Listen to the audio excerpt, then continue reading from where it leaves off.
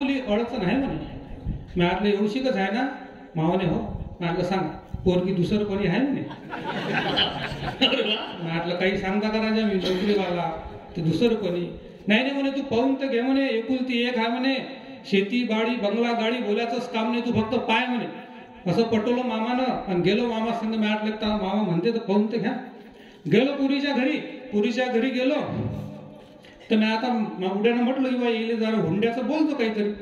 तर मग मी म्हटलं आता इले डायरेक्ट हुंड्याचं काय म्हणता घुमून फिरून प्रश्न विचारा.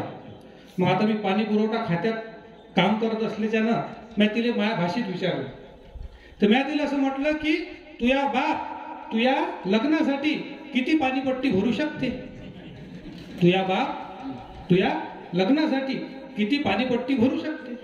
आता तिचा बाप होता कृषी विभागात आणि पोरगी होती दुसरपणी. तर तिनं मला हे उत्तर दिलं. तर तिचं उत्तर आहे का की बाप कृषी विभागात पोरगी दुसरपणी. तर ते अशी म्हणे मले की पराठीले म्हणे बाबू कधी शेंगा लागत असते. पराठीले म्हणे बाबू कधी शेंगा लागत असते पण दोबार पेरणीले कोणतंच सरकार मदत करत नसते.